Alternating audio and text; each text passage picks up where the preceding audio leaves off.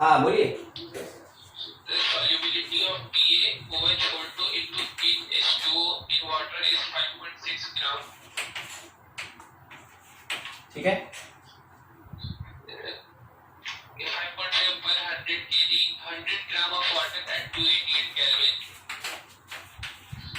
Calculate the molality of hydroxide ion in saturated solution of PaOH into H2O at that temperature. अच्छा यहाँ पे क्या लिखा हुआ था? Substance Calculate the molality of hydroxide ion in saturated solution of PaOH into H2O. ओ अच्छा BaOH whole 2 है ना? Yes sir. ठीक, BaOH होल 2 इसमें देखिए सबसे पहला चीज आपको ये जो प्रोवाइड किया ना, इट इज सॉल्युबिलिटी। ठीक है, ये सॉल्युबिलिटी। तो सॉल्युबिलिटी का मतलब क्या होता है कि जब सैचुरेटेड सॉल्यूशन हो जाएगा, सैचुरेटेड सॉल्यूशन, तो उसमें अपने पास 100 ग्राम सॉल्वेंट होता है और 5.6 ग्राम कौन होगा? सोल्यूट। तो सॉल्युबिलिटी के कॉन्सेप्ट से जो मास ऑफ सोल्यूट होगा दैट इज 5.6 ग्राम, और इसके साथ में जो मास ऑफ सॉल्वेंट होगा इट इज 100 ग्राम। ठीक है, ये मिल गया हम लोग को। अच्छा BaOH होल 2 है, हम लोग को क्या निकालना है? इसका मोलालिटी। तो मोलालिटी जब आपको कैलकुलेट करना है तो आप सिंपल सा कॉन्सेप्ट लगा देंगे ना, mass multiplied by 1000 by molar mass और multiplied by mass of solvent. ठीक है, इससे आपको मोलालिटी मिलेगा। मगर भाई देवे उसमें अगर आपसे OH होल 2 के बारे में पूछेगा, ठीक है, OH होल 2, तो आप ऐसे सोचेंगे ना कि मोलालिटी का केस है तो जितना इसका मोलालिटी होगा, ठीक है, जितना इसका मोलालिटी होगा, ध्यान से BaOH होल 2, ठीक है, इसके लिए तो मान लिया ये जैसे टूटेगा तो Ba2 प्लस और 2OH माइनस में टूटेगा, 2OH माइनस में टूटेगा। तो मेरे पास जो मोलालिटी का कॉन्सेप्ट है, तो मोलालिटी में हम लोग ये डिवीजन नहीं दिखाते ऐसे ना, ठीक है, हम लोग किसमें दिखाते हैं? नॉर्मेलिटी में। तो नॉर्मेलिटी अगर वैसा कोई कॉन्सेप्ट रहा तो आप डिफरेंट करेंगे कि ये अगर 1 यूनिट हो रहा है तो ये कितना हो रहा है? 2 यूनिट। अब आपसे सवाल शायद पूछा था कि कंसंट्रेशन ऑफ OH माइनस क्या होगा, ठीक है, अगर concentration molality of OH minus, तो वो तो इतना ही होना चाहिए जितना इसका है। ठीक है, देख लीजिएगा इसको सॉल्व करके। हाँ सर 2 टाइम्स दिया हुआ है, 2 टाइम्स दिया है ना, मगर देखिए तब जानते क्या कॉन्सेप्ट है? अगर 2 टाइम्स दिया है तब का कॉन्सेप्ट हम आपको एक चीज समझाते हैं, वो हम लोग आगे चल के पढ़ेंगे, वैन हॉफ फैक्टर। ठीक है, वैन हॉफ फैक्टर। और जब हम लोग वैन हॉफ फैक्टर पढ़ेंगे उस समय वो कॉन्सेप्ट आएगा कि कोई भी एक इलेक्ट्रोलाइट है तो जब वो डिसोसिएट या एसोसिएट होता है तो उस टाइम में इस वैन हॉफ फैक्टर का काम आता है। ठीक है, अभी जनरल कॉन्सेप्ट में ये बराबर होगा। अगर भाई देवे यहाँ पे जैसे कि डिसोसिएशन हम आपको दिखाएं तो ये सॉल्यूशन में अगर डिसोसिएशन होता है तो उसका जो कॉलिगेटिव प्रॉपर्टी है वो चेंज करता है, समझे, उसका कॉलिगेटिव प्रॉपर्टी चेंज करेगा। मगर ये कॉन्सेप्ट हम तब तक नहीं लगा सकते जब तक हम आपको ये नहीं पढ़ा the van Hoff factor represented by small i. ठीक है, वैन हॉफ फैक्टर को स्मॉल आई से रिप्रेजेंट करते हैं। हो सकता है आज ही स्टार्ट हो जाए, नहीं तो अगले क्लास में पढ़ेंगे। इसी के साथ सॉल्यूशन खत्म होता है। सॉल्यूशन का सबसे लास्ट सेगमेंट यही होता है, वैन हॉफ फैक्टर। ठीक है, समझे आप मेरी बात को? अगर डिसोसिएशन का कॉन्सेप्ट है तो इसको लगाएंगे तब कहीं जाके हम कैलकुलेट कर सकते हैं OH माइनस का क्या कंसेंट्रेशन होगा। अगर डिसोसिएशन का कॉन्सेप्ट नहीं है तो इसका मतलब हुआ कि ये इलेक्ट्रोलाइट का जो मोलालिटी होगा वही OH के लिए भी मोलालिटी हम लोग कहेंगे। ठीक है, यहां तक आगे। हाँ, आप इसको नोट कर ले, ठीक है, और जब हम ये पढ़ाएंगे ना तो एक बार फिर से ये क्वेश्चन अराइज कीजिएगा या खुद से भी आप बना सकते हैं। तो जब हम लोग ये कॉन्सेप्ट पढ़ेंगे ना उस टाइम में फिर से हम लोग इस क्वेश्चन को ले लेंगे, या तो आपसे नहीं बना तो हम बता देंगे, और नहीं तो आपसे बन गया तो ठीक। ठीक है, और क्वेश्चन किसी का और है डाउट? चलिए ठीक, इसको आप समझ गए, हटाएं हम इसको, आगे बढ़े, बनाते चलिए। सॉल्यूशन में जितना भी आपको थ्योरेटिकल क्वेश्चन मिले या फिर न्यूमेरिकल्स मिले आप उसके लिए प्रिपेयर रहें और आप उसको सॉल्व करते रहें। ठीक है, कुछ भी डाउट हो आप हमसे जरूर पूछें। डिस्कशन है अपना कॉलिगेटिव प्रॉपर्टी पे continued. Colligative properties of solution. देखिए ये ध्यान रखिएगा, अभी आपको जो कॉलिगेटिव प्रॉपर्टीज हम पढ़ा रहे हैं ना, क्योंकि ये वर्ड आया था अभी वेंट ऑफ फैक्टर, तो थोड़ा बताना जरूरी हो गया है। अभी कॉलिगेटिव प्रॉपर्टीज ऑफ सॉल्यूशन जो भी बता रहे हैं वो हम आपको बता रहे हैं विदाउट एसोसिएशन और डिसोसिएशन, ठीक है। विदाउट एसोसिएशन और डिसोसिएशन हम लोग लेके चल रहे हैं अभी, और उसके बाद जब ये हम लोग पढ़ लेंगे, वेंट ऑफ फैक्टर इंट्रोड्यूस हो जाएगा, तब जाके एसोसिएशन और डिसोसिएशन के साथ कॉलिगेटिव प्रॉपर्टी का थोड़ा इंट्रोडक्शन लेना है, क्वेश्चन बनाना है, ठीक है। विदाउट एसोसिएशन और डिसोसिएशन। देखिए फर्स्ट हम लोग पढ़े थे relative lowering in vapour pressure, complete हो गया था। सेकेंड हम लोग पढ़े थे elevation in boiling point, elevation in boiling point represented by del TB, ठीक है, ये पढ़ लिए थे हम लोग। और थर्ड आज हम लोग को पढ़ना है, ठीक है, ध्यान रखिएगा। थर्ड कॉलिगेटिव प्रॉपर्टी हम लोग को पढ़ना है डिप्रेशन इन फ्रीजिंग पॉइंट, बहुत छोटा छोटा चीज, ठीक है, थोड़ा ध्यान से समझने का कोशिश कीजिएगा। देखिए सबसे पहला बात ग्राफ से स्टार्ट, ठीक है। इधर साइड में मेरा प्रेशर जा रहा है, प्रेशर है, और इधर साइड में टेम्परेचर है, it is the vapour pressure, और ये इधर टेम्परेचर। सोच के जवाब दीजिएगा।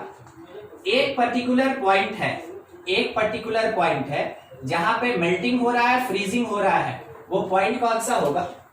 एक पर्टिकुलर पॉइंट है जहां पे मेल्टिंग हो रहा है, जहां पे फ्रीजिंग हो रहा है, वो पॉइंट कौन सा होगा? 0 डिग्री सेल्सियस। हाँ ठीक है, आप एकदम सही बोले। According to concept of general water, हम ये बोलेंगे वाटर के केस में कि वो मेरा 0 डिग्री सेंटीग्रेड होगा या 273 केल्विन होगा, ठीक है।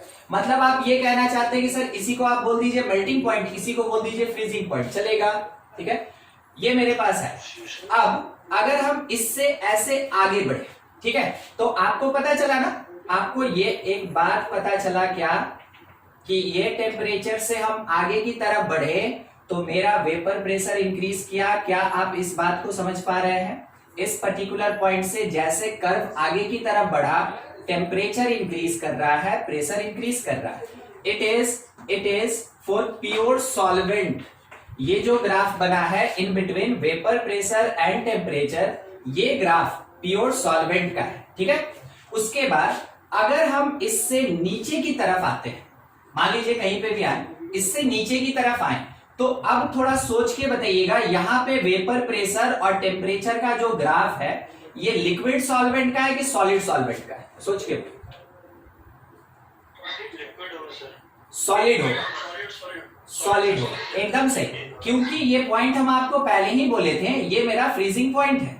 तो अगर हम इससे लेफ्ट आ रहे हैं, ध्यान रखिएगा, ग्राफ नीचे आ रहा है, हम इससे लेफ्ट आ रहे हैं, टेम्परेचर कम हो रहा है, टेम्परेचर अगर फ्रीजिंग पॉइंट से कम होगा, वैसे केस में ये सॉलिड मिलेगा हमको, सॉलिड सॉल्वेंट, ठीक है, सॉलिड सॉल्वेंट, यानी ये सॉलिड फेज में। अच्छा, अब क्या हुआ कि इस सॉल्वेंट में हम सॉल्यूट मिलाए, इस सॉल्वेंट में हम सॉल्यूट मिलाए, तो सॉल्यूट मिलाने पे वेपर प्रेशर प्योर सॉल्वेंट से ज्यादा होगा कि कम होगा? कम होगा, तो ये ग्राफ जो है वो मेरा नीचे की तरफ आएगा, ठीक है, ये ग्राफ मेरा नीचे की तरफ आएगा, ये पूरा ग्राफ मेरा ऐसे नीचे शिफ्ट कर गया, एकदम पैरेलल तरीके से नीचे शिफ्ट कर गया। It is for solution. Solution मतलब आप समझ गए, इसमें क्या हुआ, सॉल्यूट मिलाया गया और सॉल्वेंट मिला दिया, सॉल्वेंट में हम सॉल्यूट डाल दिए, सॉल्यूशन बन गया, वेपर प्रेशर कम हो गया। अच्छा, अब आप थोड़ा ये सोचिएगा कि ये वाला जो पार्ट है, एक मिनट थोड़ा सा, ये वाला जो पार्ट है, ठीक है, ये स्ट्रेट लाइन नहीं है, कर्व है, हाँ? ये वाला जो पार्ट है ये मेरा सॉलिड है। अगर हम सॉल्यूट को सॉल्वेंट में मिलाए तो क्या इस पर्टिकुलर टेम्परेचर पे मेरा सॉल्यूशन फ्रीज होगा, हाँ कि ना? सोच के बोलिए, होगा कि नहीं होगा? नहीं होगा सर। नहीं होगा, नहीं होगा, नहीं होगा, क्योंकि वो अभी तक सॉलिड को अचीव नहीं किया, सॉलिड को अचीव नहीं किया। तो अचीव करने के लिए इसको थोड़ा सा आगे बढ़ना पड़ेगा। अगर ये यहां पहुंच गया तो अब इस पर्टिकुलर टेम्परेचर, ध्यान से, ठीक है, पूरे ग्राफ को देखते रहिएगा, इस पर्टिकुलर टेम्परेचर called T2 इस T2 पे अब मेरा सॉल्यूशन जो है वो फ्रीज होगा। इस T2 पे मेरा सॉल्यूशन अब फ्रीज होगा। तो हम ये कह सकते हैं कि T2 is the freezing point of solution, और इसको नाम देते हैं T1 it is the freezing point of solvent, ये कहा जा सकता है। क्या आप ये T1 और T2 का कॉन्सेप्ट समझें? T1 फ्रीजिंग पॉइंट है प्योर सॉल्वेंट का, T2 फ्रीजिंग पॉइंट है सॉल्यूशन का, जबकि हम सॉल्यूट को मिलाएं सॉल्वेंट के अंदर। आपको देख के क्या लग रहा है, दोनों में से कौन ज्यादा? T1 is greater than T2। तो क्या हुआ, एक डिक्लेरेशन क्या हुआ, जैसे हम किसी भी एक सॉल्वेंट के अंदर सॉल्यूट को मिलाते हैं, उसका फ्रीजिंग पॉइंट ड्रॉप कर जाता है, उसका फ्रीजिंग पॉइंट कम हो जाता है। कम होना इसका मतलब क्या हो गया कि मेरे फ्रीजिंग पॉइंट में डिप्रेशन आ गया। It is called the depression in freezing point. यही कॉन्सेप्ट होता है डिप्रेशन इन फ्रीजिंग पॉइंट का। ग्राफ को एक बार आप अच्छे से देख लें, आपको कहीं कुछ दिक्कत समझने में आप हमसे जरूर पूछिए। यही एक्सप्लेन करता है कि डिप्रेशन इन फ्रीजिंग पॉइंट क्या है।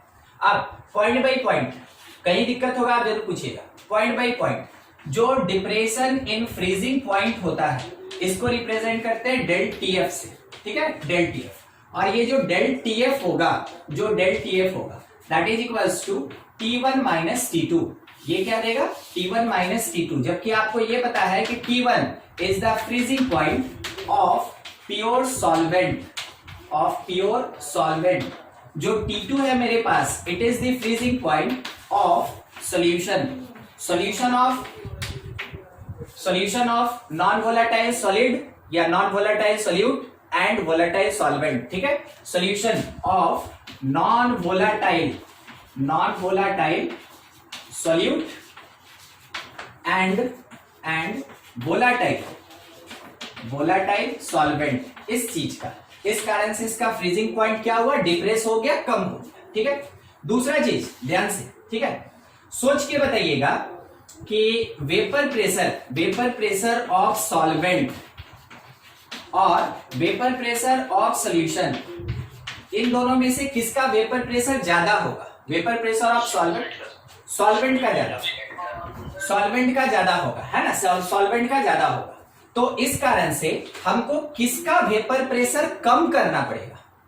सुनिएगा क्या बोले, फ्रीज होना है तो देखिए ये नीचे की तरफ आ रहा है, ध्यान से देखिएगा। फ्रीज होना है तो ये नीचे की तरफ आ रहा है। अगर नीचे की तरफ आ रहा है तो ये प्रेशर क्या होगा? कम होना स्टार्ट होगा। तो हमको किसका प्रेशर कम करना चाहिए? सॉल्यूशन का। सॉल्वेंट का वेपर प्रेशर हम कम नहीं कर सकते, हमको सॉल्यूशन का वेपर प्रेशर कम करना होगा। और इसीलिए क्या मिलाया गया था उसके अंदर एक सॉल्यूट मिलाया गया, ठीक है। तो किसी भी सॉल्वेंट का अगर वेपर प्रेशर कम करना है, उसका फ्रीजिंग पॉइंट कम करना है, वैसे केस में हम लोग उसमें क्या मिलाते हैं? उसमें हम लोग नॉन वोलेटाइल सॉल्यूट मिलाते हैं। अपने आप में एक क्वेश्चन है, ठीक है, अपने आप में ये क्वेश्चन है, ध्यान रखिएगा। दूसरा एक चीज सी नंबर पे अगर हम बात करते हैं तो बोला गया कि ये जो डेल टीएफ होता है ना, that is called the depression in freezing point, ठीक है, ये प्रोपोर्शनल होता है मोलालिटी के साथ, ठीक है। डेल टीएफ यानी depression in freezing point is proportional to molality. तो ये कहां से आया? कोई डेरिवेशन नहीं, इट इज एक्सपेरिमेंटल डेटा। ये जो रिलेशन है ये एक्सपेरिमेंट से आया हुआ है, जैसा कि हम आपको डेल टीबी में बोले थे, एग्जैक्टली वैसे ये एक्सपेरिमेंट से आया हुआ है। तो del TF proportional to molality, इसका मतलब हो गया कि जो डिप्रेशन इन फ्रीजिंग पॉइंट होगा that is something constant multiplied by molality. और इस पर्टिकुलर केस में, in case of freezing point, in case of depression in freezing point, ये जो पर्टिकुलर कांस्टेंट होता है इसको KF से डिनोट करते हैं, KF। ये मेरे पास काम का रिलेशन है। अब यहां KF कौन? तो KF को कहा जाता है मोलल डिप्रेशन कांस्टेंट। इसका एक और नाम है, it is also called cryoscopic constant, ठीक है।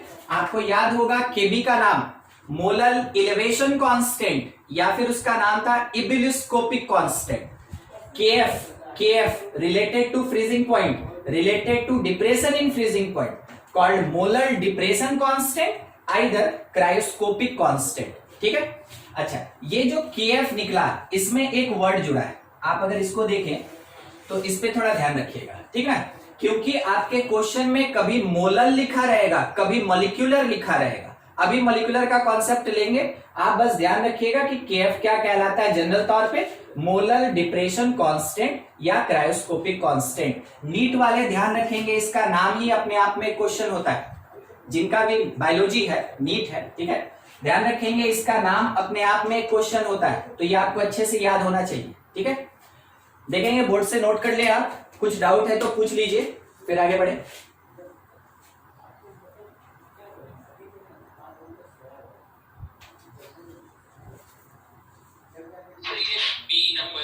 Pressure of solvent is greater than vapor pressure of solution. ठीक, देखिए वो तो यही डिफाइन किया था ना, वो तो यही डिफाइन किया, थोड़ा यहाँ पे समझा रहे हैं, ठीक है।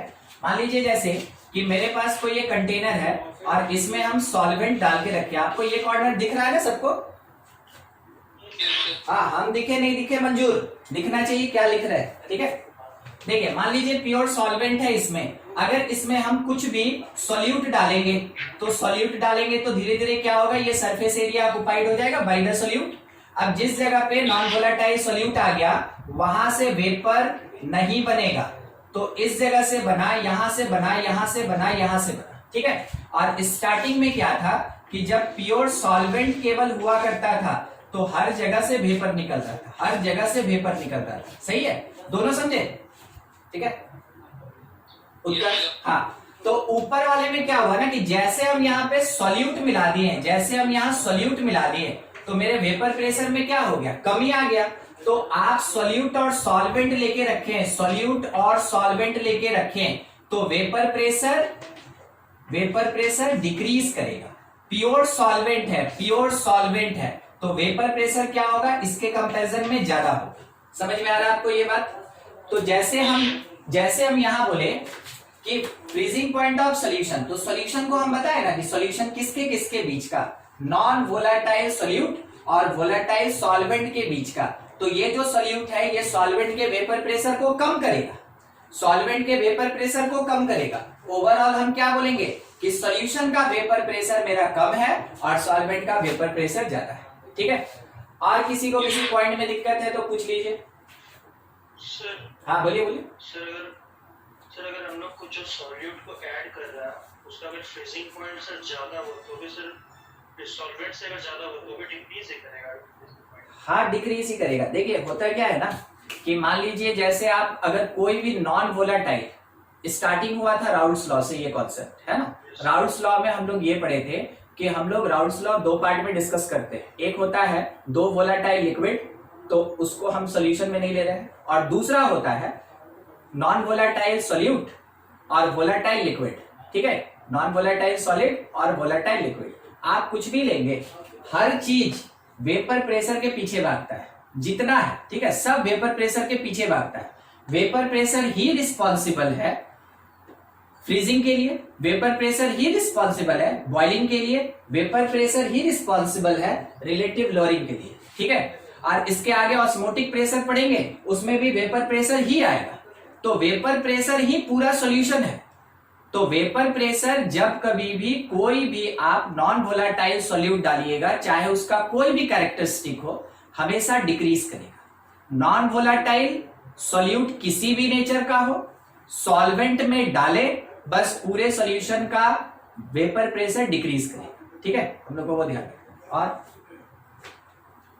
और कुछ चलिए, नहीं आप नोट तो कर ही लिए होंगे, स्क्रीनशॉट ले लिए होंगे, आगे बढ़िए पॉइंट बाय पॉइंट, बस ध्यान देते चलिएगा, ठीक है।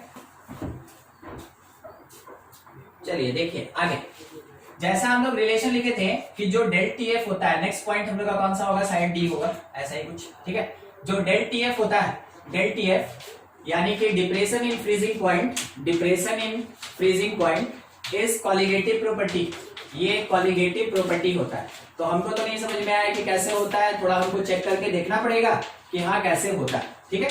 देखिए जो डेल टी एफ होता है ये हमको बताया गया अभी बाय द एक्सपेरिमेंट कि it is equals to K F M, it is equals to K F M. Molality के लिए फॉर्मूला यूज करेंगे तो के एफ रह गया मल्टीप्लाइड बाई, मोलालिटी के प्लेस पे हम लिख सकते हैं मास मल्टीप्लाइड बाई 1000 और डिवीजन में मोलर मास और साथ ही मास ऑफ सॉल्वेंट, ये आएगा मोलालिटी के प्लेस पे, इतना लिखा जा सकता है।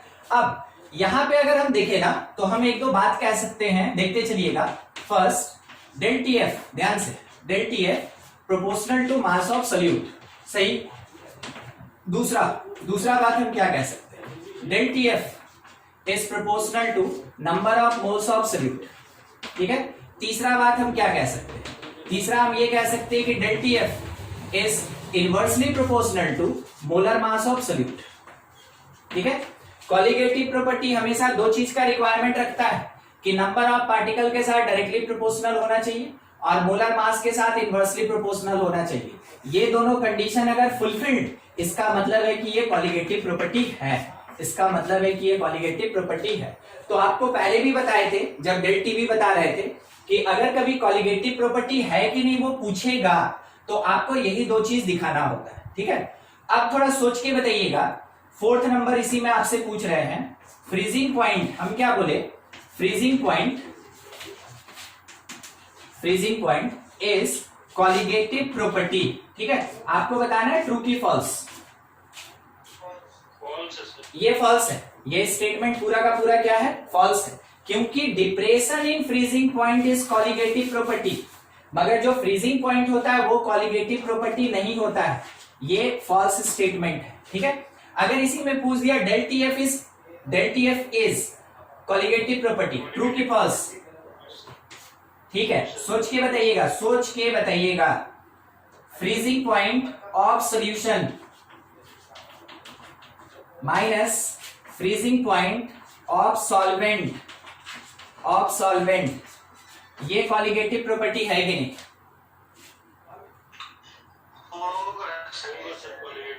सॉल्यूशन माइनस सॉल्वेंट, आपको क्या लगता है आंसर मेरा नेगेटिव आएगा कि पॉजिटिव? नेगेटिव है, नहीं नेगेटिव आएगा ना। अरे अच्छा ठीक है, कोई बात नहीं, ठीक है ध्यान से, हाँ बिल्कुल, हम बस बोल रहे हैं जो बोल दिए, ठीक है। सुनिएगा, सॉल्यूशन का फ्रीजिंग पॉइंट कम होता है और सॉल्वेंट का फ्रीजिंग पॉइंट हाई होता है, ठीक है, हाई होता है। इस कारण से ये पूरा का पूरा पार्ट मेरा नेगेटिव आएगा, मगर कॉन्सेप्ट को साइन से कोई लेना देना नहीं है, कॉन्सेप्ट को साइन से कोई लेना देना नहीं है, नेगेटिव आए पॉजिटिव आए, रहेगा क्या, रहेगा ये डिप्रेशन इन फ्रीजिंग पॉइंट, रहेगा डिप्रेशन इन फ्रीजिंग पॉइंट, ठीक है, डिप्रेशन इन फ्रीजिंग पॉइंट, और इसको बोलेंगे it is the colligative property, ये एक कॉलिगेटिव प्रॉपर्टी है, ठीक है। तो ये आपसे थोड़ा घुमा के पूछा जा सकता है, कॉन्सेप्चुअल क्वेश्चन में ये थोड़ा घुमा के पूछा जा सकता है। आपको ध्यान रखना है पॉजिटिव आए या नेगेटिव आए, अगर फ्रीजिंग पॉइंट ऑफ सॉल्यूशन और सॉल्वेंट के बीच का डिफरेंस है then it is the concept of depression in freezing point, और वो डिप्रेशन इन फ्रीजिंग पॉइंट हमेशा कॉलिगेटिव प्रॉपर्टी होता है, ठीक है। इतना चीज आप समझे, ठीक है, यहां तक में तो कोई दिक्कत नहीं होगा किसी को। नेक्स्ट पॉइंट पे हम थोड़ा आगे बढ़े, देखिए ई नंबर पॉइंट हम क्या कहना चाहते हैं वो सुनिएगा, ठीक है। डेल टी एफ तो निकल गया, अब हम थोड़ा डिफाइन करना चाहते हैं के एफ को, ठीक है। तो अगर हम लेना चाहें डेफिनेशन ऑफ के एफ, क्या होगा, ये के एफ होता क्या है, ये के एफ होता क्या है, उसके लिए आप क्या कीजिए ना, यूज करना होगा आपको। देखिए कैसे डिफाइन करते हैं, सीख लीजिए, आप किसी को भी डिफाइन कर सकते हैं इस तरीके से, del T F is equals to K F M. तो अब आप ये कहेंगे कि if number of moles of solute is 1 and mass of solvent is 1 kg, तो वैसे केस में then del TF is equals to KF, सही है। अगर bye the way number of moles 1 हो जाए, किसका, सोल्यूट का, ठीक है, और उसके साथ में जो मास ऑफ सॉल्वेंट है ये 1 kg हो जाए, 1 मोल इन 1 kg, 1 मोल इन 1 kg, यानी मोलालिटी मेरा 1 हो जाएगा, और मोलालिटी जैसे 1 हुआ तो डेल टीएफ किसके इक्वल, केएफ के इक्वल। तो आप क्या कह सकते हैं, इसका मतलब ये हो गया कि जो केएफ होता है, molar depression constant is equal to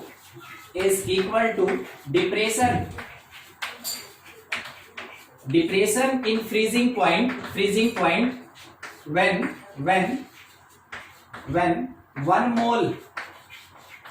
1 mole solute present in 1 kg of solvent।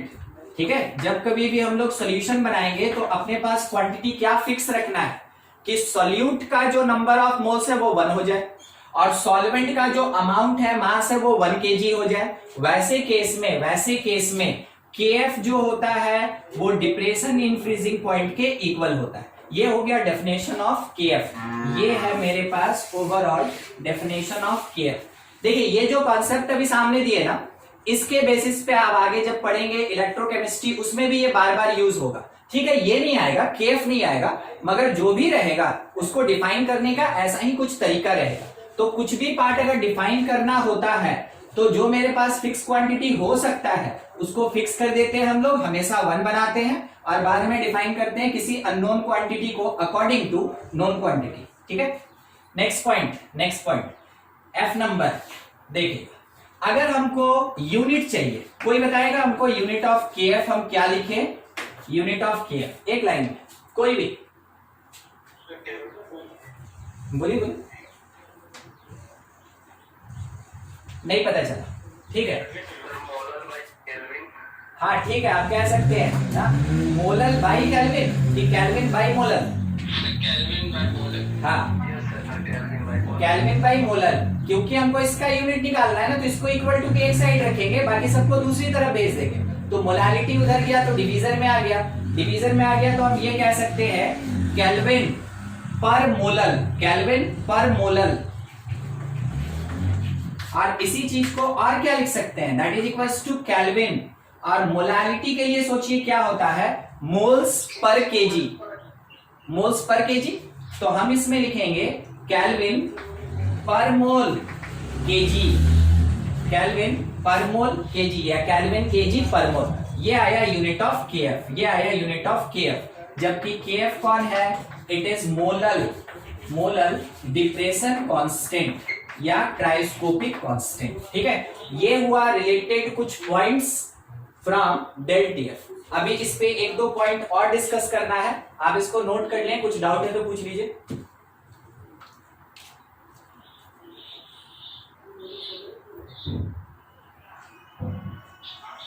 हो गया?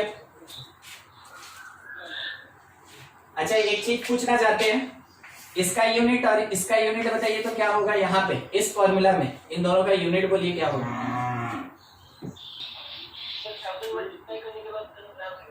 हाँ ग्राम ही रहेगा, ठीक है, ग्राम ही रहेगा। एफ तक हो गया था ना, जी नंबर देखिएगा। ठीक है, अगर लिखा है मोलर डिप्रेशन कांस्टेंट, इस पे खास करके ध्यान रखना आपको, मोलर डिप्रेशन कांस्टेंट, ठीक है, केएफ। अगर ये क्वेश्चन में आपका वर्ड मेंशन है, ये पर्टिकुलरली न्यूमेरिकल बनाने के लिए पॉइंट है। ठीक है, मोलर डिप्रेशन कांस्टेंट केएफ अगर बोला, वैसे केस में आप यूज करेंगे del TF that is equals to KF into mass 1000 by molar mass of solvent. ठीक है, दूसरा इसी में पर्टिकुलर पॉइंट में अगर बोला है मॉलिक्यूलर, क्वेश्चन में ये वर्ड मेंशन रहेगा मॉलिक्यूलर डिप्रेशन कांस्टेंट। अगर मॉलिक्यूलर डिप्रेशन कांस्टेंट बोला तो वैसे केस में आपको फॉर्मूला क्या यूज करना है, del TF is equals to KF multiplied by mass into 100 by molar mass into mass of solvent. ध्यान रखिएगा, नाम बदल दिया तो फॉर्मूला बदल गया, और दोनों केएफ का ही नाम है, दोनों केएफ का नाम है। ये भी केएफ के बारे में ही बोल रहा है और ऊपर वाला भी केएफ के बारे में बोल रहा है। अगर वर्ड लग गया मोलर डिप्रेशन कांस्टेंट, ठीक है, तो ठीक है, बात कर रहा है केएफ का, मगर फॉर्मूला हम मोलालिटी में लेके चलेंगे तो कितने के लिए, 1000। और अगर बोल दिया मॉलिक्यूलर डिप्रेशन कांस्टेंट, वैसे केस में आप केएफ का ही बात कर रहे हैं, मगर मोलालिटी के फॉर्मूला में 1000 की जगह क्या हो जाएगा 100। सोच के देखिएगा दोनों के बीच क्या रिलेशन है दोनों में। तो अगर ये बोला गया कि मोलल डिप्रेशन कांस्टेंट और मॉलिक्यूलर डिप्रेशन कांस्टेंट ये है, सोच के बोलिए तो कौन बड़ा होगा, सबसे पहले कौन बड़ा होगा? ये बड़ा होगा। अच्छा, ऊपर वाला बड़ा होगा, ऊपर वाला बड़ा होगा ना। हाँ ठीक है, यहाँ 100 यहाँ 1000 है ना। तो थोड़ा सा सोचने के लिए आपको बस हम इतना काम कर रहे हैं, एक जीरो मिटा के हम यहाँ पे मल्टीप्लाइड बाई 10 लिख दे रहे हैं, ठीक है, ताकि आप सोच सके। अब आपको क्या देखना चाहिए, ये देखना चाहिए आइडेंटिकल, ठीक है। इसका मतलब क्या हुआ कि मोलल में जब हम इसको पुट करेंगे, यहाँ पे इसको पुट करेंगे, ये पूरा क्वांटिटी यहाँ पे पुट होगा, तब कहीं जाके हमको क्या मिलेगा मॉलिक्यूलर। तो देखिए molar depression constant is greater than molecular depression constant, ठीक है ये चीज। अच्छा कितना होता है, तो हम ये कह सकते हैं कि ये 10 टाइम होगा, ये 10 टाइम होगा। Molar depression constant is 10 time molecular depression constant. देख लीजिए सही की गलत, सोचना है बस, ध्यान रखिएगा न्यूमेरिकल बनाने में यूज में आता है और कहीं कुछ नहीं यूज है इसका, ठीक है। देख ले रिलेशन सही की गलत, आप एक बार जरूर हमको बताइए, सही है ना। हाँ और बाकी लोग एक बार सब कोई कोशिश कीजिए, आपको ये सब समझना चाहिए, ठीक है, आपको ये सब समझना चाहिए कि क्या होता है। किसका यूनिट चेंज होगा हम नहीं समझे।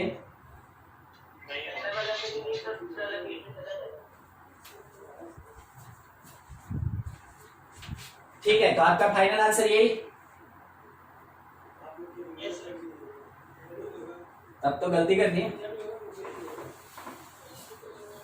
बस देखिए यही सब छोटा मोटा चीज है जो आपको न्यूमेरिकल गलती करवाता है, ध्यान से।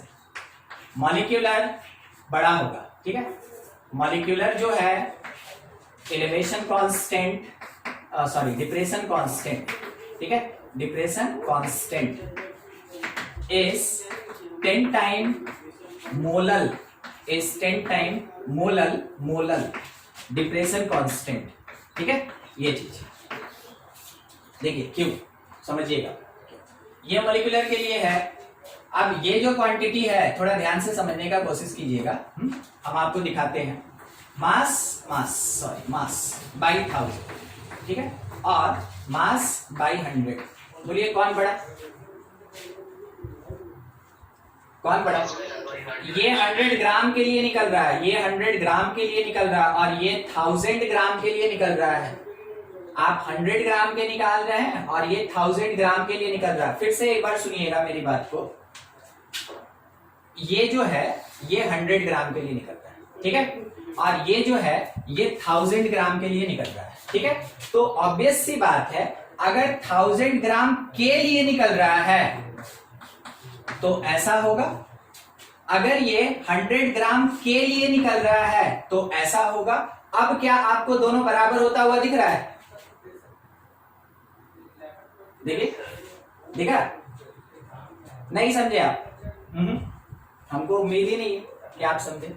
आप जो बात अभी हमको बोले, ठीक है, फिर से देखिए, आपको कंफ्यूज होने का पूरा हक है, मगर उसको क्लियर भी तो कीजिए, ठीक है। देखिएगा आप कहां फंसे, हम आपको बताएं, बहुत क्लियर, एकदम छोटा सा बात था। आप फंसे इस पे ना, आप फंसे इस पे, क्यों फंसे आप वो बताते हैं। अच्छा, हम यहाँ पे डिस्कशन जो कर रहे हैं वो डेल टीएफ का कर रहे हैं कि केएफ का कर रहे हैं? पहला सवाल आपसे, केएफ का कर रहे हैं, केएफ का कर रहे हैं, बस देखते चलिएगा। ऊपर वाले के लिए KF1 बोलते हैं, ऊपर वाले के लिए KF1 बोलते हैं, that will be equals to del TF multiplied by MW। Division में मेरे पास आया W into 1000, ठीक है। अच्छा, दूसरे वाले के लिए हम KF2 बोलते हैं, ठीक, इसको हम KF2 बोलते हैं, इसको KF2 बोलते हैं। It is del TF multiplied by molar weight by mass multiplied by 100। हमको इसमें ना कंपेयर करना है, आप इसी में कंपेयर करके पूरा खुश है और आंसर दिए जा रहे हैं हमको। आप तो इसी में कंपेयर करके हमको पूरा आंसर दे दिए। देखिएगा, अब थोड़ा हम इसका रेशियो निकालना चाहते हैं, ठीक है, हम इसका रेशियो निकालना चाहते हैं ताकि KF1 और KF2 में हमको डिफरेंस पता चले। ये कैंसिल, ये कैंसिल, ये कैंसिल, ये कैंसिल, बच गया 0 0 वाला पार्ट। ये 100 ऊपर चला गया, नीचे रह गया मेरे पास 1000। ठीक है, मैथमेटिक्स मैथमेटिक्स और कुछ नहीं, ठीक है। अब थोड़ा हम लिखना चाहेंगे कि KF1 by KF2 that will be equals to 1/10। इसका मतलब हमको क्या समझ में आया कि जो KF2 होता है, KF2 दैट इज 10 KF1 होता है। बोलिए हाँ कि ना, बस इतना ही देखिए, इससे नीचे देखिए और ऊपर वाला हम बाद में डिक्लेयर करेंगे। बोलिए ये चीज क्लियर हुआ कि नहीं? ठीक है, क्लियर हो गया। अब थोड़ा सुनते हैं, KF1 किसको बोले थे? तो मोलर को बोले थे। KF2 किसको बोले थे? तो मॉलिक्यूलर को बोले थे। बस वर्ड केवल हम रिप्लेस करना चाहते हैं, वर्ड केवल हम रिप्लेस करना चाहते हैं। 2 किसको बोले थे? मॉलिक्यूलर को। तो मॉलिक्यूलर डिप्रेशन कांस्टेंट, ठीक है, is KF2 that is 10 time KF1, sorry 1 KF1। और F1 किसको बोले थे हम? मोलर को, that is molar depression constant. देखिए आप थ्योरी में ही कंफ्यूज हो गए, हम तो आपको बोले ये न्यूमेरिकल में आपको घुमाएगा, बस न्यूमेरिकल में ही ये जो वर्ड मेंशन होता है, इसलिए हम बोले थे स्टार्टिंग में ही थोड़ा ध्यान रखिएगा इसका, ठीक है। अगर हम इसको डायरेक्ट क्वेश्चन में यूज कर ले तो मेरा क्वेश्चन बन जाएगा। अगर क्वेश्चन में आपको ये पता ही नहीं है कि मॉलिक्यूलर क्या होता है और मोलर डिप्रेशन क्या होता है, तो आप कांस्टेंट में ही फंस के रह जाइएगा। अननोन निकालना तो अभी दूर का चीज, ठीक है। चलिए ठीक, हाँ कौन? डेल TF ना, हाँ डेल TF तो सेम होगा। देखिए पिछले क्लास में भी हम आपको बोले थे कि अगर कोई भी सॉल्यूशन आप बनाते हैं उसमें कोई सोल्यूट डालिए, उससे कोई मतलब नहीं। डेल TB जो होता है वो सॉल्वेंट का होता है, डेल TF भी जो होगा वो सॉल्वेंट का होता है, उसको सोल्यूट से कोई लेना देना नहीं, ठीक है। तो अगर बाय द वे आप ये लेके चले हैं, हाँ आप ऐसा लेके चले हैं कोई एक सॉल्वेंट और उसमें आप मिलाए, ठीक है, तो कितना 1000 के कॉन्सेप्ट में मिला है तो आपको डेल TF मिला, यानी चेंज मिला। अब उसी का कैलकुलेशन बस दूसरे डेटा पे करेंगे तो उतने ही क्वांटिटी के लिए ये चेंज थोड़ी करेगा। आप देखें ना, हम मोलर मास काटे मतलब सेम सब्सटेंस, हम मास ऑफ सॉल्वेंट कट किए यानी same mass of solvent, mass of solute cut किए मतलब सेम मास ऑफ सोल्यूट, सब चीज तो सेम है, सब चीज तो सेम है। बस क्या डिफरेंस था वो सुन लीजिएगा। जैसे आप फिजिक्स में पढ़ते हैं ना CGS यूनिट और SI यूनिट, बस वही डिफरेंस था यहाँ, केवल यूनिट का डिफरेंस है और कुछ नहीं।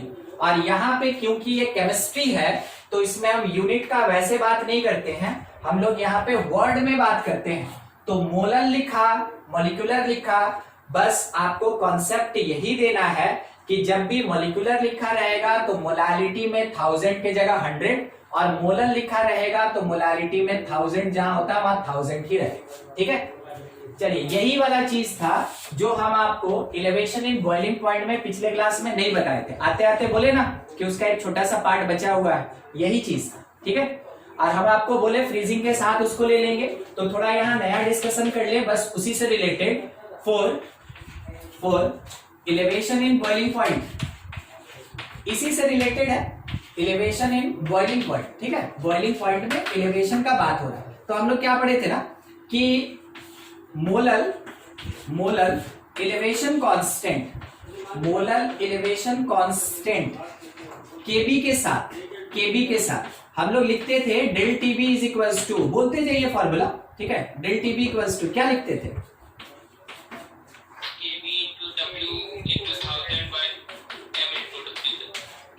मोलर मास और मास ऑफ सॉल्वेंट इन ग्राम, ठीक है। दूसरा यही चीज अगर बोल दे कि नहीं, इस बार आपको जो KB दिया गया ना, KB जो दिया गया वो मॉलिक्यूलर इलेवेशन कांस्टेंट है, वो मॉलिक्यूलर इलेवेशन कांस्टेंट है, तो हम तो उसको रिप्रेजेंट करेंगे KB से ही, इसका कोई दूसरा नोटेशन नहीं होता है। मगर मेरे डेल TB के फॉर्मूला में थोड़ा सा डिफरेंस आएगा, क्या आएगा बोलिए?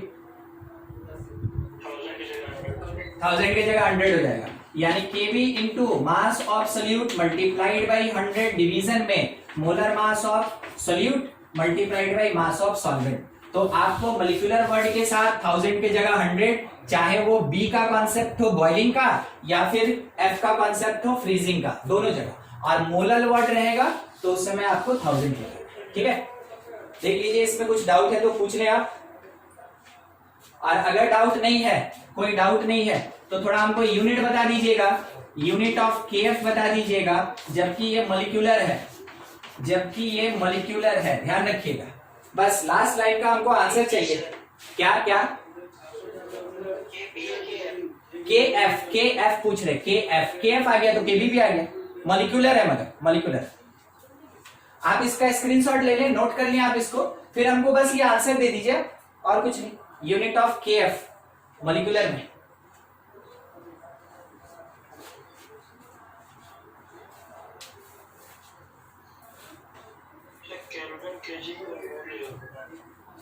केल्विन केजी पर मोल।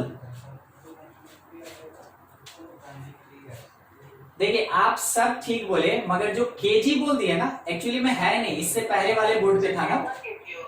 हाँ, केजी नहीं होगा वहां पे, क्या होगा, डेका केजी, डेका केजी। हाँ ग्राम में होगा, मगर उसके साथ एक नंबर भी होगा, ग्राम में होगा मगर एक नंबर भी होगा। हटा दें हम इसको, ठीक है, ठीक है, एकदम सही बोले आप, बस वही आंसर ही है। हाँ ये हटाए, ठीक ठीक। देखिए आपको यूनिट में फंसाएगा, क्योंकि आप अभी तक देख लिए ना, डेल टीबी और डेल टीएफ में हमको नहीं लगता है कि फॉर्मूला कुछ ज्यादा बड़ा था, एकदम छोटा सा। Del TB that is equals to KBM और del TF equals to KFM. Molality हम लोग 11 से पढ़ते आ रहे हैं, कोई बड़ा चीज है नहीं, ठीक है। तो ये इतना छोटा सा पार्ट है कि उसमें गलती होने का चांस नहीं होता है, मगर जब आपको किसी एक वर्ड में फंसाने का चांस होगा तो न्यूमेरिकल वाला जरूर ऐसा वर्ड प्रेजेंट करेगा कि आप वहां पे फंस के कुछ गलती कर दें। देखिए जैसा बात कर रहे थे यूनिट ऑफ के एफ, और ये कौन है इस बार है ये मॉलिक्यूलर डिप्रेशन कांस्टेंट, ये मॉलिक्यूलर डिप्रेशन कांस्टेंट है। आप इतना कॉन्सेप्ट समझे थे, थोड़ा अलग से लिख रहे हैं, देखिएगा। डेल टीएफ जो होगा that is equals to KF mass या नंबर ऑफ मोल्स ही रखते, मल्टीप्लाइड बाय 100, और डिवीजन में मेरे पास मोलर मास तो चला गया, मास ऑफ सॉल्वेंट किस में, ग्राम, यही होगा ना, हाँ कि ना, बोलिए मॉलिक्यूलर के लिए। चलिए ठीक है, हमको इसका यूनिट डिफाइन करना था, हमको इसका यूनिट डिफाइन करना, ठीक है, इसका यूनिट डिफाइन करना। हम सबको इधर भेज दी, KF that is equals to del TF multiplied by mass of solvent in gram, division में n मल्टीप्लाइड बाय 100। तो क्या हम ये कह सकते हैं कि मास ऑफ सॉल्वेंट जो है वो पर 100 ग्राम है, मास ऑफ सॉल्वेंट 100 ग्राम, हाँ कि ना, समझे ना। देखिए 1000 था तो हम बोलते थे 1 kg, इतना लेके 1000 था तो हम बोलते थे 1 kg, 1 kg मतलब कितना ग्राम, 1000 ग्राम। इसी को नहीं देख के बोलते थे पर केजी या 1000 ग्राम। इसको देख के अब क्या बोलिएगा, पर 100 ग्राम, बस यही चीज चेंज होगा, तो हम क्या लिखेंगे वो देखिए, यूनिट डेल टीएफ है केल्विन या डिग्री सेंटीग्रेड, पर मोल है, पर मोल, उसके साथ में पर 100 ग्राम सॉल्वेंट, ठीक है, कितने क्वांटिटी में, 100 ग्राम सॉल्वेंट। और शायद आपको याद हो 100 का कॉन्सेप्ट एक पर्टिकुलर कंसंट्रेशन टर्म से बहुत ज्यादा रिलेटेड होता है, क्या आपको याद है 100 का कॉन्सेप्ट? हाँ सैचुरेटेड वो कंसंट्रेशन नहीं है ना, आप एकदम सही जगह गए, बस वर्ड थोड़ा मिस कर गए। सॉलिबिलिटी, हाँ सॉलिबिलिटी, सॉल्वेंट है ना, अगर सॉल्यूशन होता ना तो परसेंटेज में जाते, सॉल्वेंट है 100 ग्राम तो सॉलिबिलिटी का कॉन्सेप्ट आएगा, बस वही चीज। तो यूनिट ऑफ केएफ जब ये मॉलिक्यूलर डिप्रेशन कांस्टेंट होगा, इट इज केल्विन पर मोल पर 100 ग्राम ऑफ सॉल्वेंट, ठीक है, ये लिखा जाए। चलिए ठीक है, यहां तक में आपको कोई दिक्कत नहीं है तो पूछ लें आप। आप जिसको मोलल बोलते थे, मोलल जिसको बोलते थे, हम लोग क्या पढ़े थे ना पहले कि केल्विन पर मोलल, ये पढ़े थे ना अभी, ठीक है, ये पढ़े थे केएफ का यूनिट, केएफ का यूनिट हम लोग ये पढ़े थे। अगर आप इसको मोलल, सॉरी मोलल कहते हैं, तो मोलल का मतलब होता है 1 मोल इन 1 kg सॉल्वेंट, ये होता है इसका मीनिंग 1 kg सॉल्वेंट। अब थोड़ा सा समझिएगा, अगर मेरे पास 1 मोल इन 1 kg है तो हम क्या बोलेंगे 1 मोल इन 1000 ग्राम सॉल्वेंट। बोलिए ये स्टेटमेंट क्लियर है कि नहीं? ये और ये अलग अलग है कि सेम है? सेम है ना, दोनों स्टेटमेंट सेम है। तो जब हम मोलर को कैलकुलेट करते हैं तो 1000 ग्राम सॉल्वेंट में करते हैं। अब यही 1000 मेरा बदल के 100 हो गया, तो 100 के लिए हम लोग कुछ वैसा मोलालिटी वर्ड नहीं यूज कर सकते, तो हम लोग पूरा लिख दिए, जैसे यहां लिखे थे वैसे ही लिखे, पर 100 ग्राम सॉल्वेंट, जैसे यहां होता है 1000 ग्राम सॉल्वेंट, वैसे क्या लिख दिए 100 ग्राम सॉल्वेंट, ठीक है। तो 100 ग्राम में कैलकुलेशन फॉर मॉलिक्यूलर और 1000 ग्राम में कैलकुलेशन फॉर मोलल, ठीक है। और उधर समझ में आया? मॉलिक्यूलर डिप्रेशन कांस्टेंट का मॉलिक्यूलर डिप्रेशन कांस्टेंट का यूनिट यही होगा ना? हाँ, यूनिट यही होगा, केल्विन पर मोल पर 100 ग्राम सॉल्वेंट, ये मॉलिक्यूलर के लिए, ये मॉलिक्यूलर के लिए। और फिर से हम एक चीज लिखते हैं, यूनिट ऑफ केएफ, जबकि ये मोलल डिप्रेशन कांस्टेंट होगा, तो उस टाइम में हम इसको बोलेंगे ये केल्विन पर मोल पर केजी, सॉरी केल्विन पर मोल केजी होगा, ठीक है। तो देखिए यही जो केजी है इसको हम क्या बोल रहे हैं कि 1000 ग्राम सॉल्वेंट, यही केजी चेंज हो गया अब किस में 100 ग्राम सॉल्वेंट, तो मोलल में केजी और मॉलिक्यूलर में 100 ग्राम सॉल्वेंट लगाएंगे, ठीक है। और ठीक,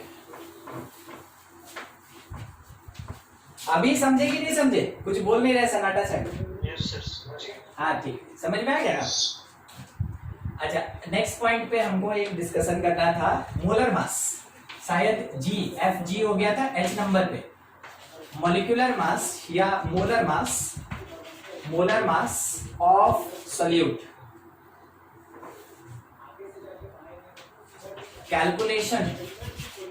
calculation of molar mass of solute, ठीक है। जबकि डेल टीएफ का कॉन्सेप्ट है, तो ज्यादा बड़ा कुछ नहीं, बस हम फॉर्मूला को थोड़ा सा रिड्यूस करके उस तरीके से लिख देंगे। आप जान रहे हैं इसमें करना क्या है, del TF that is equals to KF mass of solute multiplied by 1000 by molar mass multiplied by the mass of solvent in gram. तो हमको अभी बोला गया कि इसका कैलकुलेशन कीजिए, तो हम बोलेंगे कि जो मोलर मास ऑफ सॉल्यूट होगा दैट इज इक्वल्स टू, बाकी सब अपने जगह पे, केवल डेल टीएफ नीचे आ गया, multiplied by W1000 bye mass of solvent, और ज्यादा कुछ नहीं। तो जब भी मोलर मास निकालने बोलेगा सॉल्यूट का, आप इस फॉर्मूला को डायरेक्ट यूज कर सकते हैं, मगर मेरा सजेशन क्या है, कितना फॉर्मूला याद रखिएगा छोटे छोटे पार्ट का, आपको ये याद है ही, आपको पता है कि ये अननोन है, तो ठीक है इसको m लिखेंगे और बाद में कैलकुलेट करके m का वैल्यू निकाल लेंगे, ठीक है, आप वो भी कर सकते हैं। थोड़ा सा पॉइंट था, हम आपको बता दिए। हाँ चलिए, कुछ एक क्वेश्चन ले लें, देखिए एक क्वेश्चन थोड़ा सा, फिर बताएंगे इसका यूज कहाँ हो सकता है, ठीक है। कभी आप लोग ठंडे जगह पे हिल स्टेशन पे घूमने गए हैं? गाड़ी चलाए हैं कभी वहां? चलाए तो नहीं है सर, बैठे चलाते हैं। अच्छा बैठे हैं ना, तो आप उमंग आपसे डिस्कस करने में थोड़ा अच्छा लगेगा। सुनिएगा, देखिए क्या एन एक्वस सॉल्यूशन, क्वेश्चन ये है an aqueous solution of sugar कैसा सब्सटेंस है, एसोसिएट होगा कि डिसोसिएट होगा? नॉन वोलेटाइल सॉलिड है, एसोसिएट होगा कि डिसोसिएट होगा कि कुछ नहीं? कुछ नहीं होगा, बस वही चीज पढ़ रहे हैं हम लोग, ठीक है। इसलिए ऐसा ही सब्सटेंस आपको क्वेश्चन में मिलेगा। कैलकुलेट बोला गया, calculate freezing point of solution of this solution उसके साथ में KF and KB, KF and KB of water are 1.86 kelvin per molar और 0.512 केल्विन पर मोलर। देखिए क्या लिखा है, थोड़ा समझ ले और क्या कैलकुलेट करना है वो देख ले। एक्वा सोल्यूशन, फिर से क्या, केल्विन पर मोल इनटू केजी। ये मोलल है, मोलल नॉट मोल, अच्छा ठीक है, ये मोलल है, ठीक है, स्मॉल m मोलैलिटी। तो देखिए क्या क्या दिया है, थोड़ा नोटेशनल फॉर्म में लिखें, न्यूमेरिकल बनाने का जो तरीका है। KF हमको दिया, KF दिया 1.86 केल्विन पर मोलल, ध्यान रखिएगा वाटर का है। KB that is equals to 0.512 kelvin per mole. Mostly लगभग हर एक क्वेश्चन में ये दिया हुआ रहता है, लगभग हर एक क्वेश्चन में ये दिया रहता है। अगर नहीं दिया है तो वाटर के लिए आपको याद रखना पड़ेगा कि ये होता है, ठीक है, केवल वाटर के लिए, वाटर के लिए। आगे ये दिया कि an aqua solution of sugar boils at 373.128 kelvin.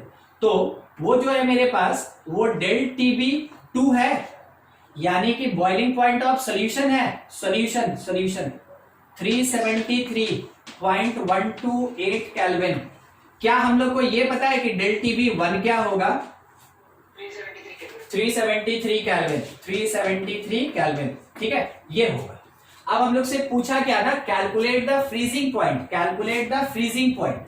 तो हमको चाहिए क्या कि TF ऑफ वाटर क्या होगा, ठीक है, सॉरी वाटर नहीं, सॉल्यूशन क्या होगा ये चाहिए हमको। तो देखिए कॉन्सेप्ट पहुंच गया फ्रीजिंग पे और दिया किसका, बॉइलिंग का, दिया है बॉइलिंग का। एकदम ठीक। सबसे पहला चीज del TB that is equals to KBM से मोलालिटी निकालेंगे। तो डेल TB मतलब TB2 माइनस TB1, सब्ट्रैक्ट किया आप, रिजल्ट मिला आपको 0.128 इज इक्वल्स टू KB मेरे पास है 0.512 और मल्टीप्लाइड बाई मोलालिटी। आपका काम आप यहां से सॉल्व करके मोलालिटी निकाल लें। जब मोलालिटी निकल जाएगा उसके आगे आप डेल TF निकालेंगे और कॉन्सेप्ट ये कहता है कि डेल TF का मतलब होता है T1 माइनस T2 और ये होता है KFM। अगर ध्यान से आप देखें ना तो आपको पता चलेगा कि KF मेरे क्वेश्चन में दिया है और मोलालिटी अभी अभी हम यहां से कैलकुलेट किए हैं। तो हमको क्या मिलेगा, हमको डेल TF मिल जाएगा यानी T1 माइनस T2 मिलेगा। अब इसका क्या यूज, क्या आपको एक चीज पता है कि वाटर कहां पे फ्रीज होता है?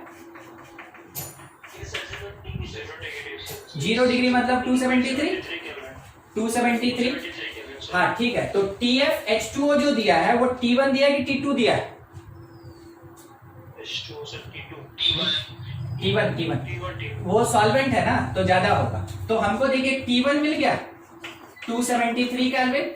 अब हमको क्या निकालना है, हमको T2 निकालना है। क्या आप निकाल लेंगे? ठीक है, सॉल्व करके हमको आंसर दीजिए।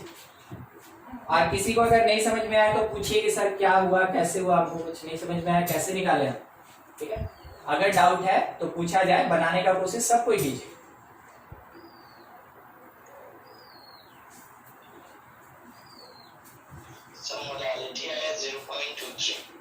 ठीक है, मोलालिटी आप हमको बताएं 0 देखिए 128 4 टाइम में दे देगा, ठीक है, 4 टाइम में। तो 1/4 मतलब 0.25 0.25 आएगा, ठीक है। और मेरा कैलकुलेशन है, हमको T1 पता, ठीक है, T1 हमको कितना पता, 273 दैट इज इक्वल्स, अच्छा माइनस T2 छोड़ दिए इज इक्वल्स टू KF अपने क्वेश्चन में प्रोवाइड किया था 1.86 और अभी अभी मोलालिटी निकला था 0.25। यहां से जब T2 निकालेंगे तो it is equals to 273 minus ये पार्ट, ठीक है। तो 25 6 टाइम में 150, 25 8 टाइम में 200 और 2 15 यानी 21 बच गया। 25 और 21 इट इज 46 46, 1 2 3 4, 0.465 ऐसा सब्ट्रैक्ट कर लिए हम लोग। 1000 है ना, कहाँ था वो? तो 0.4 शार्ट डिजिट का 4.65 होगा जी 0.465 ही होगा सर। अरे एक मिनट रुकिए हम बता रहे हैं। क्या हुआ था ना कि जब हम इसको मल्टीप्लाई किए थे तो 4650 आया था, ठीक है। तो पॉइंट यहाँ डालेंगे ना तो 0.465 ही लिखेंगे, जीरो लिख के क्या करेंगे उधर? डिवाइडेड बाय 1000 है ना। अच्छा कौन 4650 कोई डिवाइडेड नहीं है, ठीक है। पॉइंट यहाँ 5 का 5 3, यहाँ पे आ जाएगा कितना 5, फिर इस पोजीशन पे 2 2.535 यही आया था आपका। It is the freezing point of solution, इतना केल्विन, ठीक है। It is the freezing point of solution. चलिए ठीक है, ये था इसका डायरेक्ट यूज, जबकि अपने पास दो पार्ट एक साथ मिला था। नेक्स्ट एक क्वेश्चन देखते हैं। देखिए क्वेश्चन में क्या लिखा है, एट अ हिल स्टेशन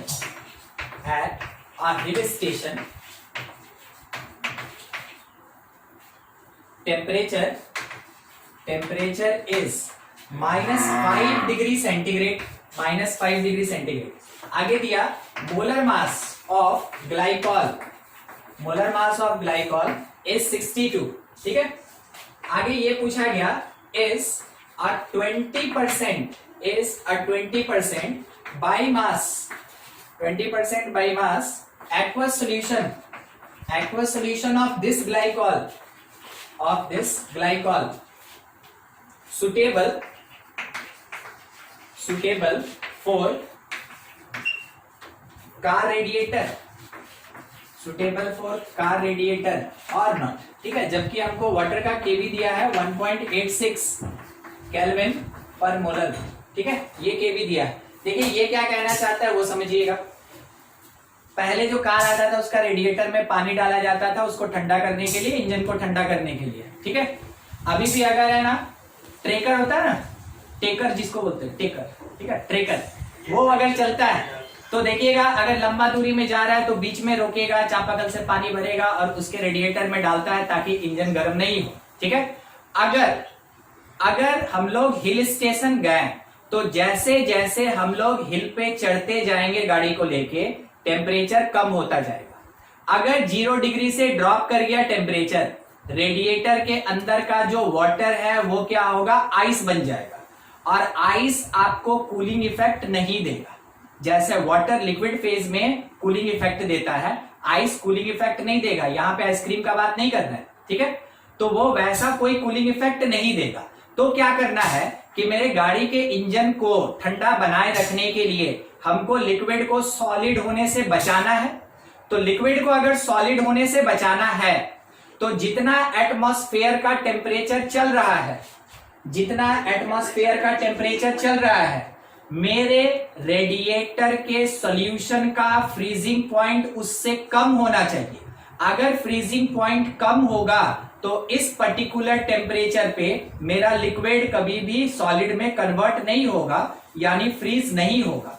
अगर इस गिवन टेम्परेचर से नीचे फ्रीजिंग पॉइंट आया तो सुटेबल, अगर इस गिवन टेम्परेचर से ऊपर यानी ज्यादा फ्रीजिंग पॉइंट आया तो नॉट सुटेबल। समझ में आ रहा है क्वेश्चन क्या कहना चाहता है, ठीक है।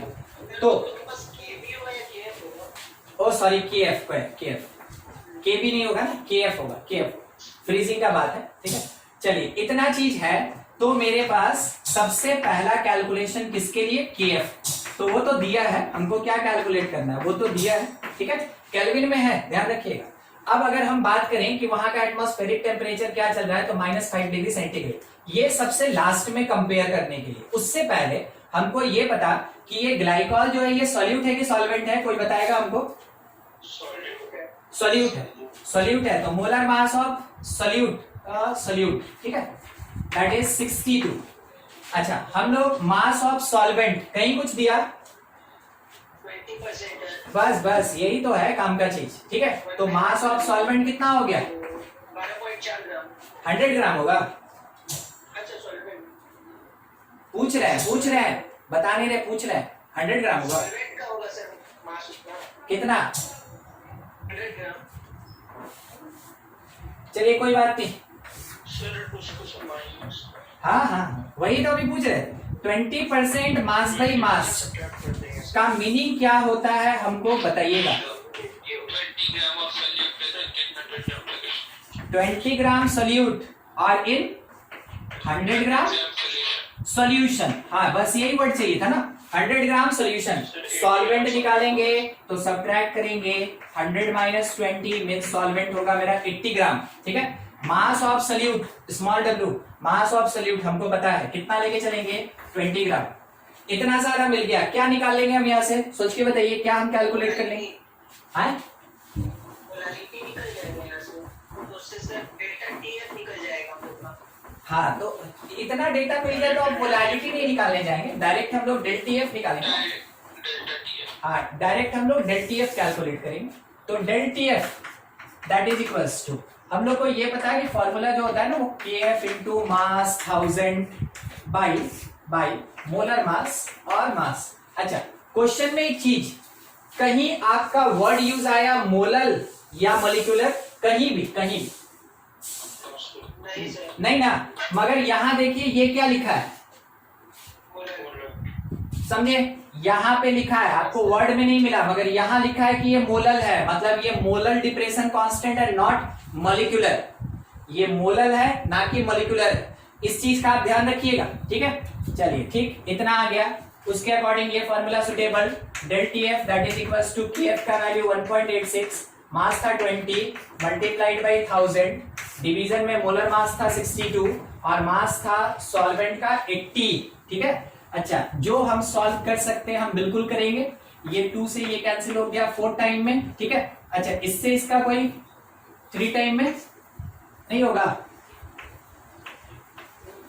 0.03 देखिए तो कट रहा है ना, नहीं कट रहा है। देखिए 3 2 टाइम में 6 और ये होता है 7.5 हो रहा है सर। मतलब ठीक है इतना तो होता है। ठीक है तो उसको 0.03 टाइम में कैंसिल कर दिए।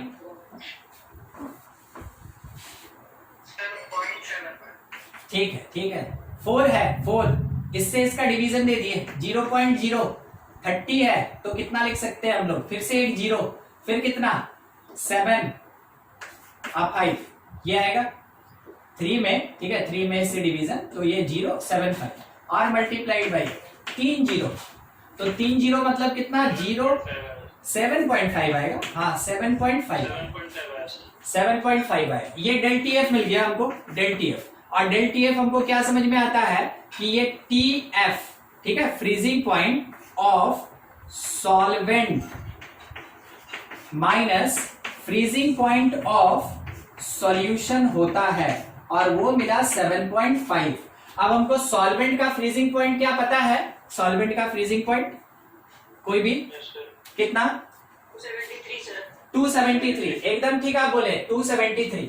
आप उसको यूज कर सकते हैं कोई दिक्कत नहीं, मगर फिर आपको इस डिग्री सेंटीग्रेड को भी केल्विन में चेंज करना होगा। तो क्यों नहीं ये सर इसको 0 ले ले हम। ठीक है तो ये 0 degree centigrade minus T F of solution that is equals to 7.5। मेरे पास फाइनली आया कि जो फ्रीजिंग पॉइंट ऑफ सोल्यूशन होगा, जो फ्रीजिंग पॉइंट ऑफ सोल्यूशन होगा it is minus 7.5 degree centigrade, minus 7.5 degree centigrade. अब बोलिए इस एटमॉस्फेयर के लिए, इस पर्टिकुलर प्लेस के लिए जो मेरा सॉल्यूशन बना है वो सुटेबल है कि नहीं? ठीक, आप ये मेंशन करेंगे since freezing point of solution is less than atmospheric temperature, उस जगह का जो एटमॉस्फेरिक टेम्परेचर है उससे कम है। therefore suitable, this solution is suitable for car radiator या कार के लिए। हाँ ये आपका फाइनल डिक्लेरेशन। ठीक है कुछ पूछना है तो पूछा जाए इसमें, नहीं तो फिर आगे बढ़े।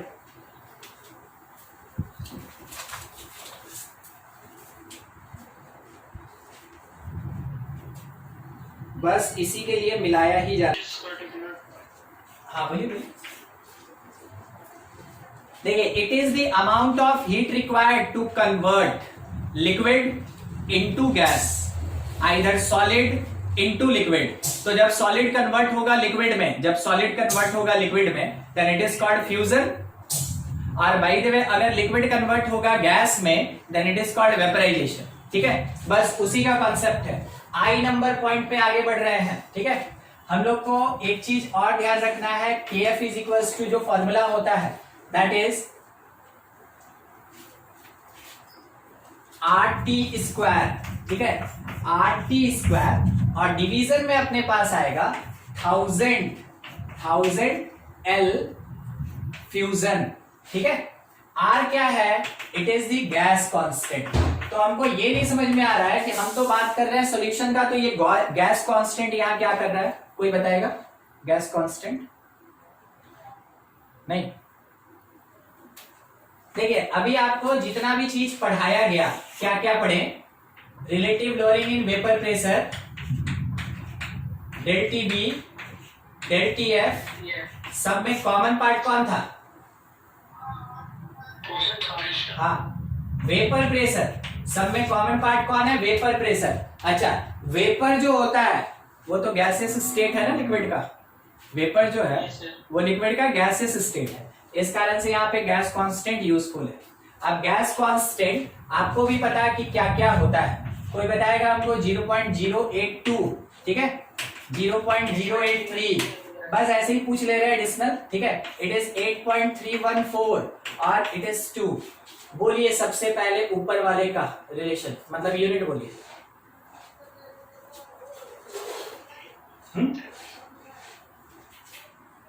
नहीं,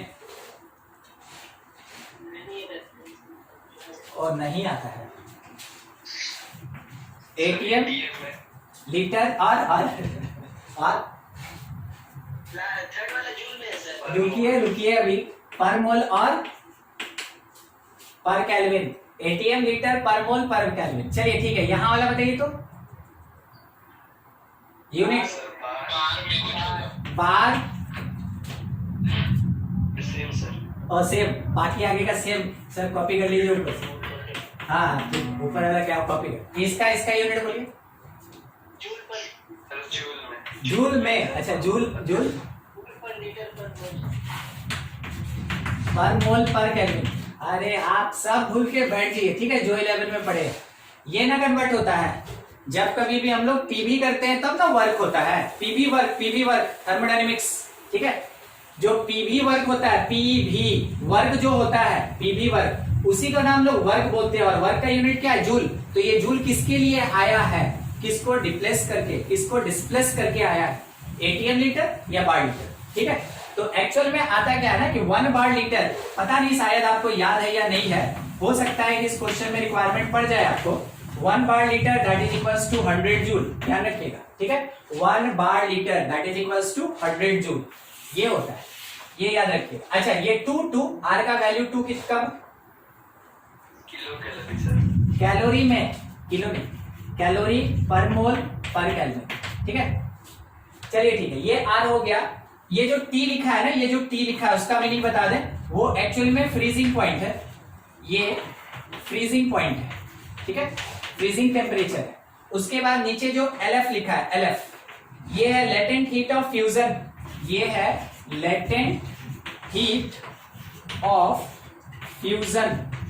फ्यूजन, ठीक है। और जो लेटेंट हीट ऑफ फ्यूजन होता है that is equals to del H fusion divided by molar mass. किसी भी सब्सटेंस का अगर आप लेटेंट हीट ऑफ फ्यूजन निकाल रहे हैं तो उसके लिए आप यूज कर सकते हैं एंथैल्पी ऑफ फ्यूजन, डिवीजन में कौन? मोलर मास, इसको यूज कर सकते हैं। तो देखिए, ये एक अकेला फॉर्मूला ऐसा है जिससे आप इंडिविजुअली चाहें तो इन डेटा के बेसिस पे KF का कैलकुलेशन कर सकते हैं। और ध्यान रखिएगा, 1000 हुआ ना, 1000 तो पर केजी निकल रहा है ये LF, ठीक है, पर केजी। हाँ, चलिए क्वेश्चन थोड़ा हम इसके लिए बता दें आपको, इसी पॉइंट को इसलिए हम बताए थे। कैलोरी का यूनिट कन्वर्जन कैसे होगा? नहीं सुने, फिर से। सर कैलोरी का यूनिट कन्वर्जन ये हाँ सर, यहाँ पे लिख लें इतने में, ठीक है। देखिए, जो 4.18 जूल होता है, 4.18 joule, that is equals to 1 calorie. ठीक है, एग्जैक्ट यही होता है, 4.18 joule is equals to 1 calorie. मगर क्वेश्चन को थोड़ा हल्का करने के लिए ना आप इसको 4.2 लेके चल सकते हैं। ठीक है, अप्रोक्सीमेटली 4.2। देखिए क्वेश्चन एक था, उस पर बात कर रहे थे। क्वेश्चन स्ट्रेट फॉरवर्ड है, calculate molar depression constant of water. What is molar depression constant of water, जबकि आगे दिया है latent heat of fusion at 0 degree centigrade for ice is 6 kilojoule पर मोल। 6 किलोजूल पर मोल। ठीक है, 6 किलोजूल पर मोल ये दिया हुआ। देखिए निकालना क्या बोला आप लोग को निकालना, मोलर डिप्रेशन कांस्टेंट KF निकालना है। बनाइए, तो आपके सामने फॉर्मूला है, ट्राई कीजिए सब कोई। ठीक है,